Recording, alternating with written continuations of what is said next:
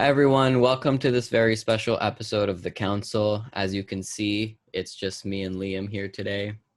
We got rid of all the Americans. We don't want them here anymore. Um, Even the no, Irish. yeah.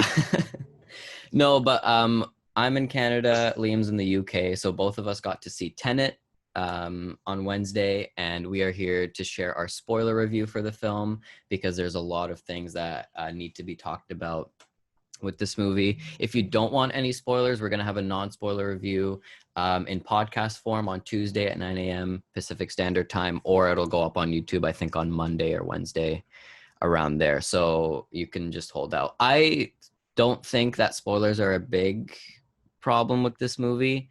No. Like, it's not going to ruin it for you. There is one particular spoiler that I think needs to be experienced, and I'll tell you when that comes, but I think for the most part you can watch this and still go into Tenet. You can still Blind. go watch Tenet afterwards. Yeah, pretty much. You're still going in blind. Yeah. Now, before we start, we both have very different opinions on the movie, which is why we chose to do this. I really loved it. Liam did not.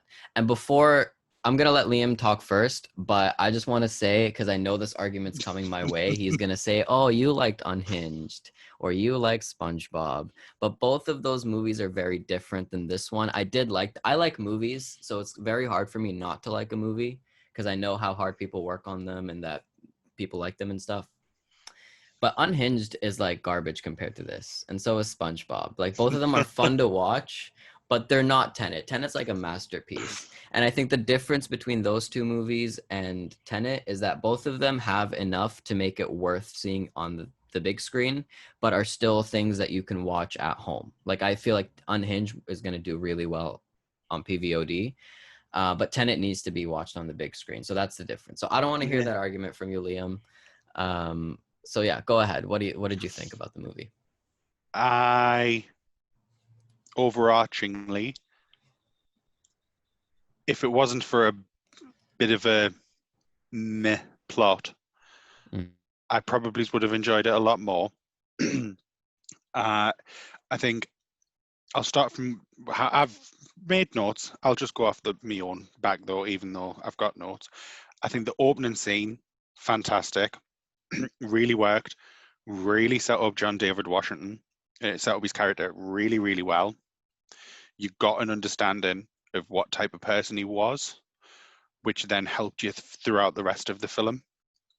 And I think it wasn't just that the opening was good. I think overall the acting was good. Well, the action was good, apart from Kenneth Branagh's accent, which technically is part of the technically it's part of the acting, but yeah, I mean, Kenneth Branagh, his like emotion and the way he reacted to things was good, but he just sounded like Poirot, and that's not French and it's not Russian, so I don't know what it is. He just kind of it's the one foreign accent he can do.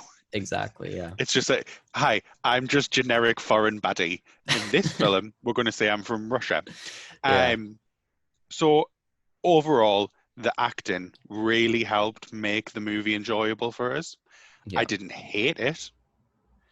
I didn't dislike it.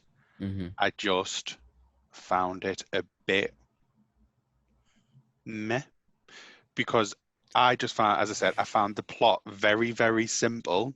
Yeah.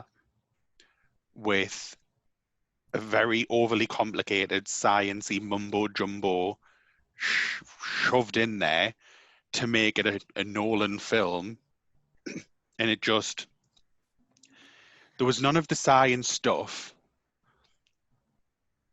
that was ever really needed.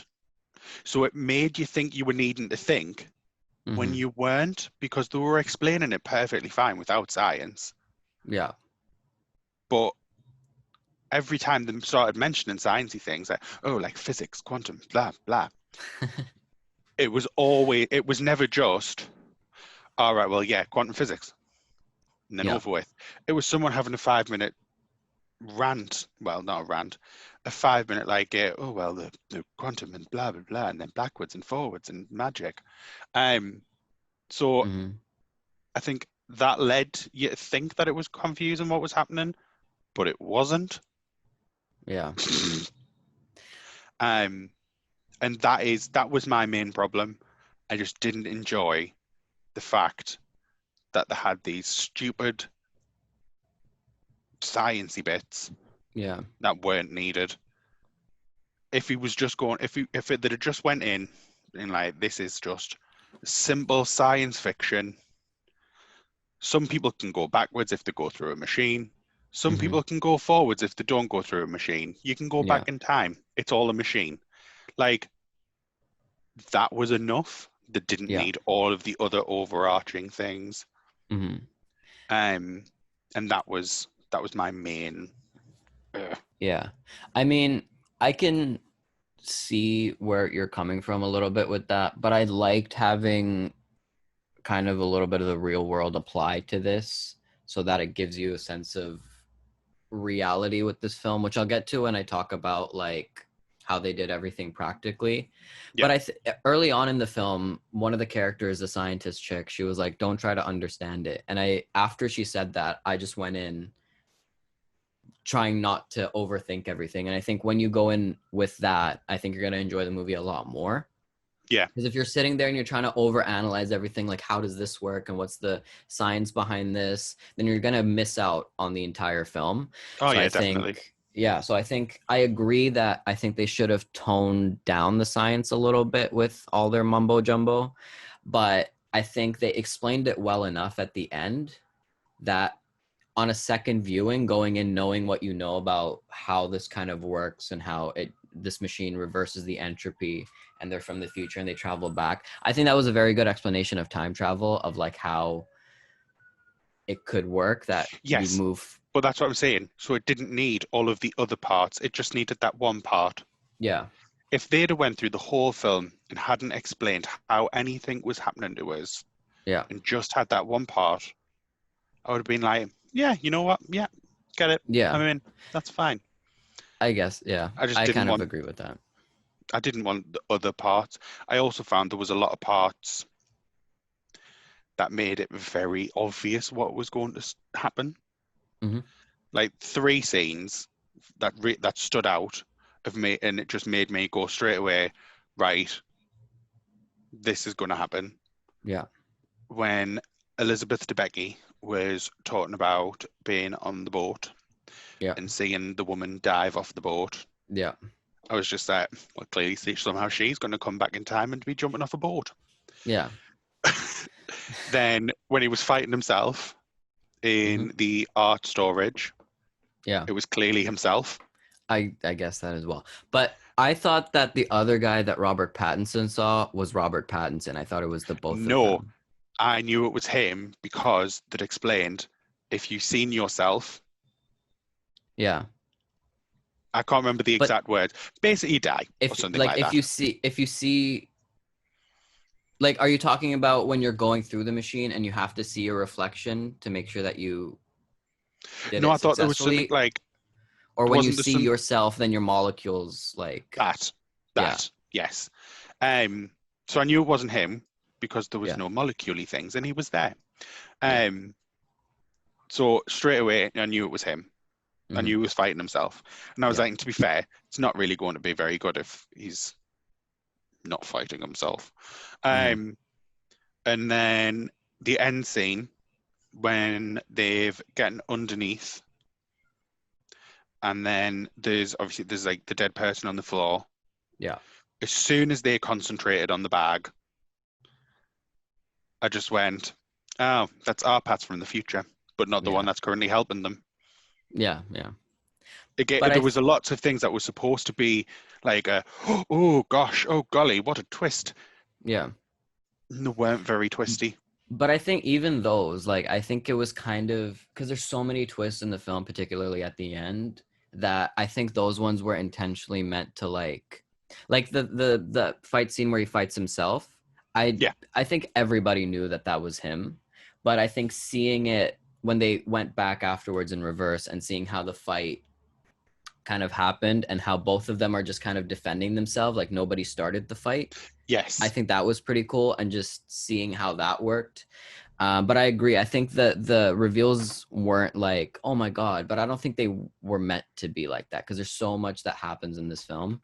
Like even the thing with the bag, I mean, that you're kind of figuring it out as John David Washington figures it out, because it's that moment happens so close to the reveal that I think it's meant to kind of lead you in that direction. So I don't think if it happened like midway through the movie, then yeah, sure, you could say that. But if it's like 10, 15 minutes before, then yeah. I think Tenet's just like, it's so original and so unique.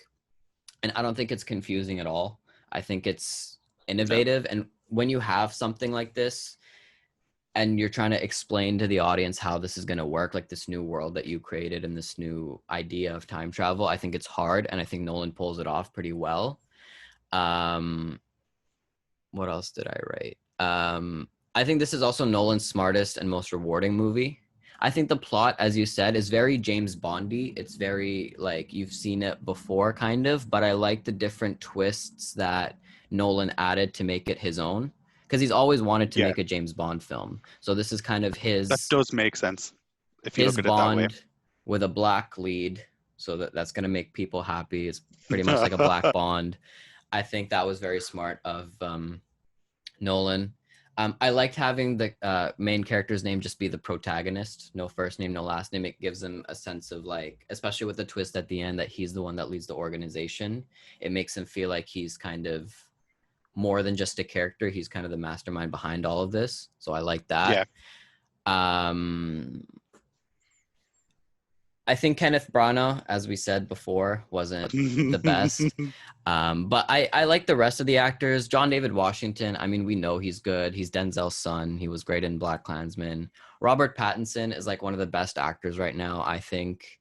Like he was great in The Lighthouse. You think that? Yeah. I've never really seen Robert Pattinson's new lease on life, shall we say. So I still think of him as sparkly vampire man. Yeah. I understand he's done all the other things, and them films have just never appealed to my taste. That's fair. So I've never watched them. So I was fully willing to give him a chance, because I was like, he's taken that route. He's done the films that he needs to do. So I'll give him a chance in this one. So for me, he was really, really good. He was 10,000 times better in comparison to Twilight, which most people, when they're looking at our paths, that's all look at him in that way. Yeah. Yeah. I'll still call him Sparkly Batman, though, just because I like it. That's fair. I think his career path has been really interesting. I think it's actually really clever the way he's done it, because if he went from Twilight straight to like the Batman or this, I think a lot of people would have been like, whoa, what the hell? Yeah. But I think doing these really small movies that I think he knows nobody is going to see except people in the industry is smart, because it lets him build on his acting ability, lets him get roles. People see him and are like, damn, he's a good actor. So that when he's in Tenet or in the Batman, people say, oh, well, he's just in Twilight. And then you look at his IMDb and you see all these great performances that he's given. So I think it's a smart career path for him. Definitely. No, it definitely has been. Yeah, he was really good. Elizabeth Debicki, I think this is her best role yet. I've never understood Elizabeth Debicki. I never really liked her. But she was great here. She was the heart of the film. I think she added a lot of like good moments, especially with her son and everything. I think she did those really well. I feel like people are going to argue that, oh, why you got to make the female character like the mom? But I think it worked with the story. And I think it worked, but it also gave her moments. Exactly. Yeah. Yeah. Like if she was just Kenneth Branagh's wife and she didn't do anything, then I could see that argument. But I think she has so many cool moments that she did a good job with them, I think. No, she definitely did do a good job. She was the heart, and she was, if she wasn't in there, I don't think you would really care that much. Oh, yeah. Because there was no one to ground you in reality. Definitely. And she's the person who grounds you in reality and makes you care about the fact that the world's going to end if they don't do this. Oh yeah, for sure. For sure. Because you're looking at the mother and the son and you're like, no, they need to survive. Yeah. And not only is she the mother, but she's also a badass in this film. Yes. Like when she was walking through the restaurant in that first scene where we first meet her and she gets in the car, like she was amazing. She looked great. Yeah. She did. Excellent wardrobe choices for her. Oh yeah. I think the costumes here were just spot on. They were so good. Everybody looked great in this film. Yeah, especially when Michael Caine slid him the credit card and told him to get a better suit. I was just like, I like it. Yeah. Speaking of Michael Caine, I don't know why he has a credit on the top of the poster. He had one scene. I think he pulled off the scene really well, but I don't know why he got a credit. It wasn't even a long scene. I know. It was mostly literally 3 minutes. Yeah. But he did it really well. I think Aaron Taylor-Johnson also, I think he was good in the film. I didn't even realize he was in it. I know. Until I seen it. Yeah. I was just like, oh, okay. Hi. I remembered a while ago, his wife, his like 60-year-old wife, posted a thing on Instagram where they saw the film. She was like, "Oh, I'm so proud of my husband," and I'm like, "Wait, he's in it?" And I forgot until I saw the movie again. But yeah, he was fine. I mean, he didn't really do anything, but he was Aaron Taylor-Johnson. Yeah, but I mean, he's attractive, so I don't mind anything he's in because he's just going to be Aaron Taylor-Johnson and look good. And then Hamesh Patel. I don't need anything more from him. Hamesh Patel was also in the film. I like him. He was in Yesterday. That Beatles movie. Yesterday, yeah. Yesterday. And for our British viewers, he was in EastEnders. Oh, yeah. Is he British? Is Hamesh Patel British? Yes. He was in one of the most popular soaps in the UK, EastEnders, which has been running since the 80s. But like, wow. No one can believe this is the same actor. So if you are from the UK, you only see him as his EastEnders character. It's the same as anyone that's ever been in any of the long-standing British soaps. Yeah. So when he came out and started to advertise yesterday, nobody actually realised it was the same person.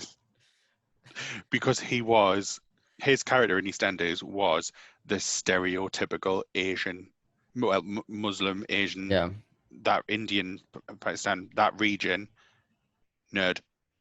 He had glasses. Was it like the Big Bang Theory, like the Indian character on that show? No, he wasn't. That he was British Indian, so he didn't have like an accent or anything. Oh, okay. But he was just like bad clothes, glasses, scrawny, geeky, and then just all of a sudden he's like grown up and's attractive, and it's like, what's happened here? You're good at acting. You weren't good at acting in EastEnders. How have you done this? We love a growing brown boy. But I think the acting was the best part of the film. There wasn't a single bad actor. No, even Branagh. There wasn't. Yeah, even Branagh was good at what he was doing. Yeah. He just needed a different accent. That was the only downside. I know. I don't understand why Branagh keeps insisting on acting. It never works out well for him. He just needs that's how he started, and he was good at it. I know, but at a certain point, there's so many signs that you just kind of need to take a step back. He needs a no man. He needs someone to tell him. It's not that his acting's bad. It's that he's like, I can't remember the last thing he was in where he wasn't playing doing someone with an accent. Yeah. Like, when was the last time, like, Poirot accent, crazy. And then wasn't he the crazy villain in like a Jack Reacher or a Jack Ryan Jack Ryan with Chris Pine? Didn't he have an accent in that as well? I didn't see it. Probably. I'm sure from the trailer he had an accent in that as well. Yeah. So it's like, someone needs to tell him, just stick with your own voice, mate. Yeah. You'll get along better with everyone. Just stop pushing this agenda that we don't want. So what else? The twists of the film. I really liked the twists. I thought that they had great payoffs for the most part. I like seeing the other side of the airport action sequence. Like I said before, I thought that was cool. Yeah. I like the twist that John David Washington is the leader of the organization. I think that made sense. I did like that one. Yeah. And when he was in the car afterwards, when Elizabeth Becky used the phone, I thought that was because I forgot about that until she used it. And then also the big twist. Now, I don't know. This is what I got from the last shot of the film. So tell me if you got this too. Is DeBecky's son? This is the big twist that if you don't want spoiled, then skip forward. I'll put the time or something.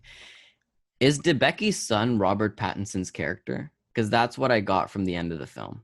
The way he looked at them and kind of had like a knowing smile, and how they focused on the boy particularly. Is that what they were trying to set up? Because that would be incredible. And also, Robert Pattinson kind of looks like Elizabeth Debicki. No. Because I didn't see that. Wouldn't the timing? I'm seeing the movie again tomorrow, so in the spoiler or the non-spoiler, because didn't he say he recruited him? Yeah, but he hasn't recruited him yet, obviously, because he's like what, well, 6? Yeah. 8? So he's not going to recruit a 6-year-old. I feel like that would have been something that was actually said, though, not just hinted at. But you know how Nolan likes to end his films with like little like the Inception, the top just kept spinning. So I feel like this is another one where he's kind of nudge, wink, wink. But didn't we find out Pat's name? Neil. But we never know. We don't know the boy's name. I thought she said he was Mac. Did she? I'm sure they called him Mac. Oh, I don't know. I feel like at some point when they were talking on the boat, she called him Mac. I don't know. That's just I don't know, because that would be an awesome twist. I feel like that would be a very good twist. Robert Pattinson trying to save his mom, in the timeline, like having his. I think that I don't know. I'll watch it again. That would work. But I think that would work, and that would be a good twist. And I would have enjoyed that twist had the actually said it.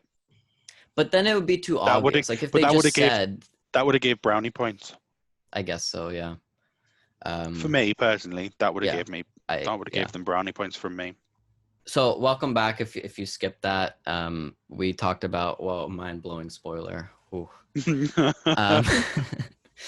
last thing I want to talk about are the action sequences. They were incredible. The opening was so good. It was perfect, in my opinion. The entire cast worked and trained really hard during the Inception little behind-the-scenes thing. They talked about how they had to learn their stunts forwards and backwards and how they did everything practically. I think you could see the work being put in there, and I think that was pulled off really well. I love the plane sequence where they actually crashed a plane into a building. That's just meant. Like, who gave someone the money to crash a plane into a building? Like when I saw that, I was like, whoa. And the big car freeway chase scene, I really liked that. How some cars were driving backwards, some cars were driving forwards, cars were flipping all over the place. Yeah, it was good to see it in. I like that they didn't just leave it at the one viewpoint. They showed both. Yeah, that's what I love. I did appreciate that. Yeah, that's what I love about the film, is that they showed both points of views a lot of the time. Like even the conversation with Branagh's character when I think we first learned about the machine, where he's speaking backwards. In the beginning, I was kind of like, but then when we switched and we saw how it was Branagh it's hard to like explain, but it's Branagh going back after like there were two forward. Branaghs. Yes. Yeah. And then you saw him going around and having the same conversation, but in reverse. Yes. I think that was kind of incredible. That was like really. That was good. Yeah. I think it was smartly really done. Well. Yeah. And I liked how you didn't know it was done, because obviously they'd already pointed out that you needed the oxygen masks. Yeah. And he wasn't obviously wearing an oxygen mask. Mm-hmm. So that made you think, like, how's that happening? Yeah. And then obviously you find Yeah, out they how. showed it. Yeah. So I was like, smart. I like it. Yeah. Cinematography, stunning. Every shot could be framed and put up anywhere. I think it was beautiful. I saw the film in IMAX. I think that really made a difference. Look at me, I have an IMAX. Do you not have an IMAX near you? Yeah, but I've got an unlimited card, so I'm not going to go and pay 20 quid when I already pay 20 quid a month to see as many as I want. Fair enough. The blocking, the More angles, expensive all than were Mulan, really by good. the way. Is it? Yeah. Oh, Disney. Man, Disney's so rough on Warner Brothers. Because this week they have Copperfield and New Mutants. Next week they have Mulan. They're just trying to take this movie down. It's sad. Poor David Nolan. Where did I get David Nolan from? Poor Christopher Nolan. The score. The score was incredible. I loved the score. Usually Nolan works with Hans Zimmer. This time he worked with Ludwig Göransson, who did Black Panther and The Mandalorian. Yes. And what I love, like, a lot of film scores right now are kind of just, they're all the same. But Ludwig's scores are always very distinct. So it was a good really score. That. Yeah. But did you not find that the score was quite overpowering? Yes. I couldn't hear what they were saying. Yes. I couldn't hear that what was they were saying. Really the sound mixing was not good. Really bugging us. Yeah. Like, especially because they were talking so much and so quickly. Yeah. And about so much stuff that is hard to understand. And Branagh's weird accent, I just was like, what are they saying? I couldn't understand. So I wouldn't blame Ludwig Göransson necessarily. No, I wouldn't blame him. The score was good. Mixers. Yeah. But the other people let him down. They needed to turn it down a couple decibels and turn up the vocals a little bit. Yeah.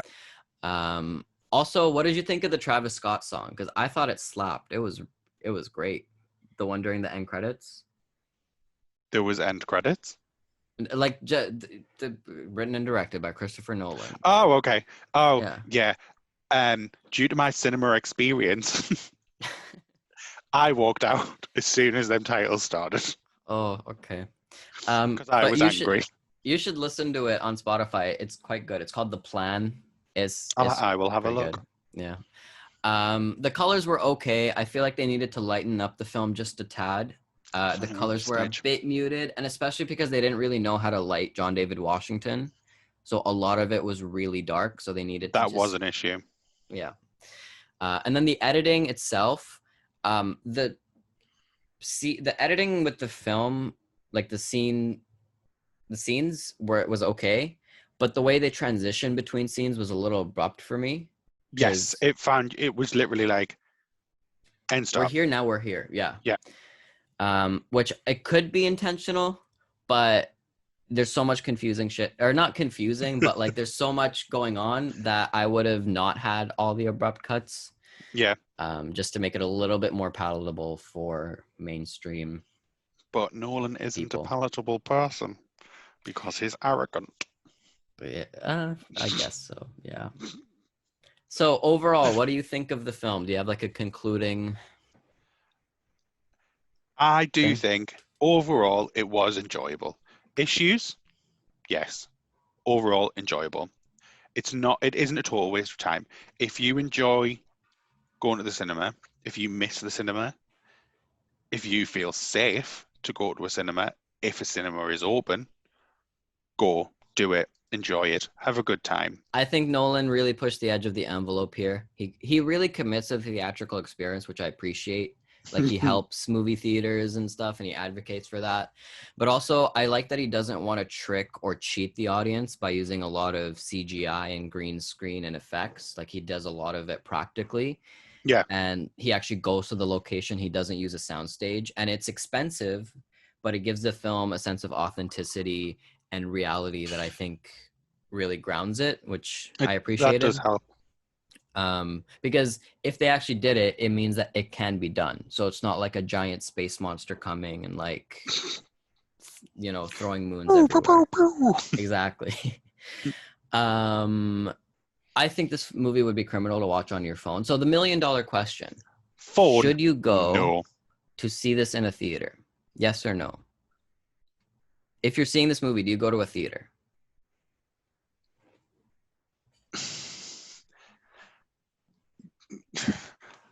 Yeah.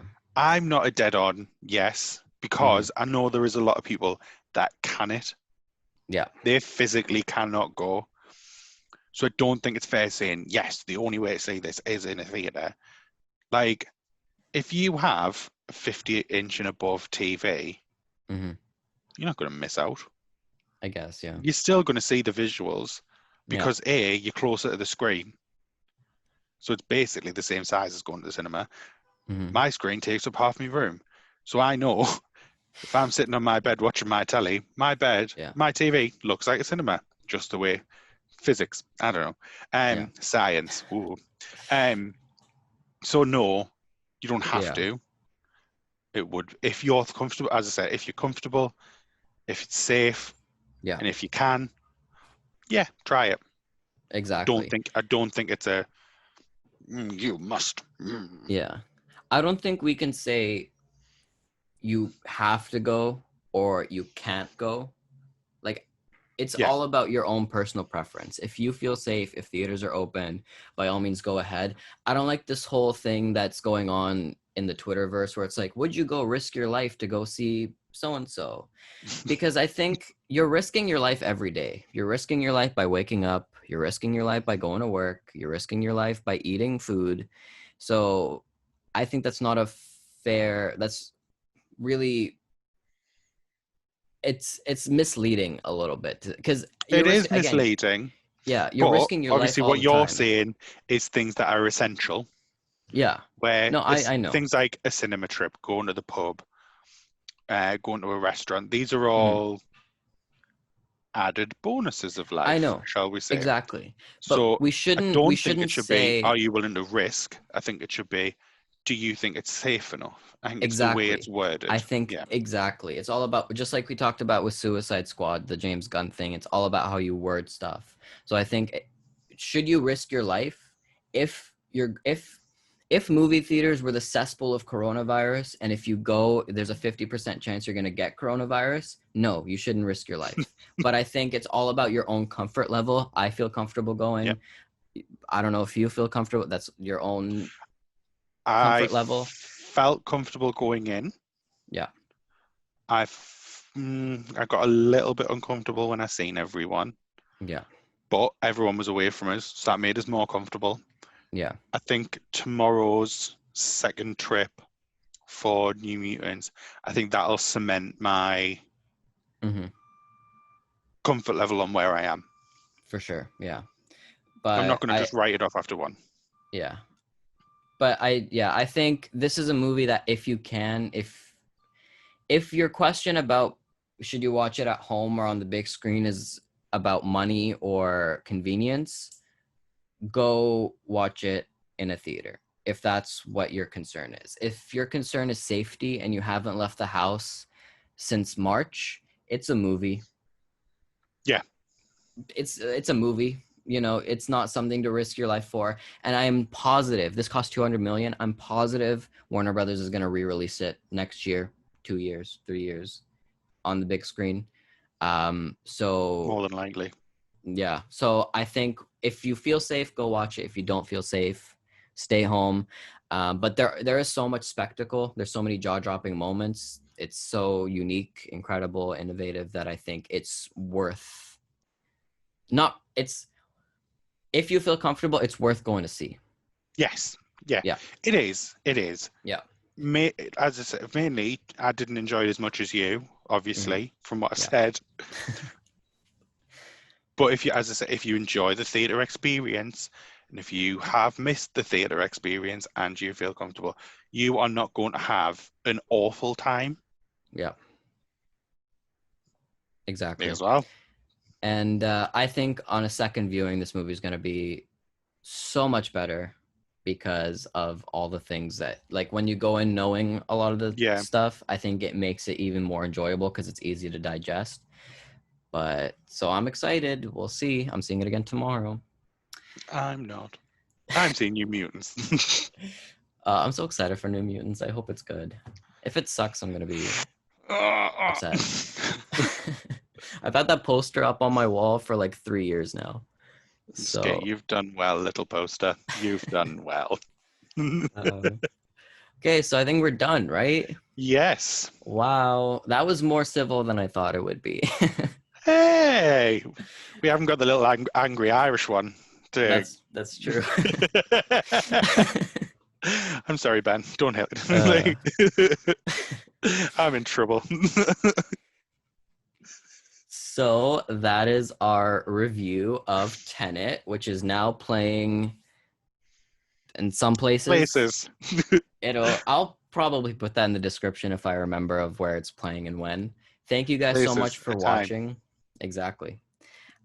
Be sure to check out our podcast, The Council, Tuesdays, 9 a.m. Pacific Standard Time, wherever you get your podcasts. We're professional now. Wow.